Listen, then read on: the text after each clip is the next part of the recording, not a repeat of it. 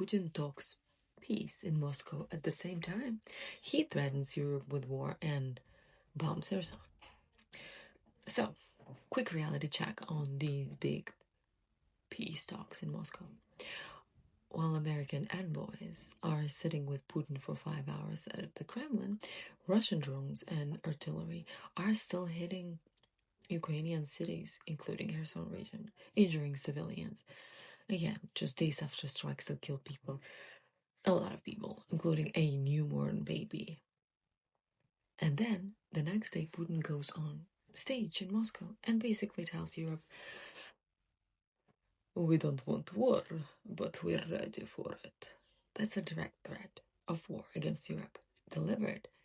At the same time, he is supposedly talking peace with the US delegation. Let's unpack what's actually going on, shall we? What happened in Moscow?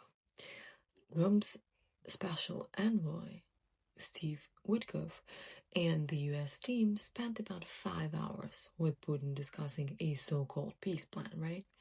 Russian media like Первый Канал and some other regional outlets are selling this as a constructive talks about settling the conflict and security guarantees, with a big focus on blocking Ukraine from NATO, of course.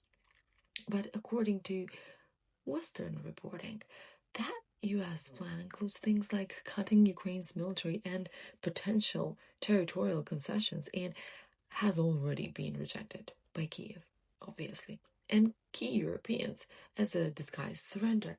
So Russia gets to say, look, we are really reasonable. We talk about peace, but Ukraine and Europe are blocking it.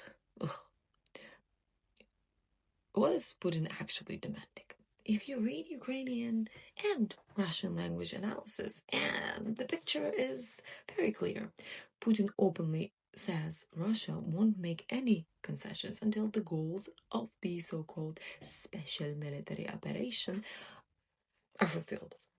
Those goals now go way beyond Donetsk and Luhansk. It's so-called demilitarization, denazification of Ukraine. In normal language, that means breaking Ukrainian statehood completely, changing everything, and turning Ukraine into a dependent, disarmed state, completely under Russian control. As one Ukrainian expert put it, the only condition under which Russia stops this war is if it succeeds in that plan. Not a compromise, not a fair peace, but Ukraine's complete defeat, okay?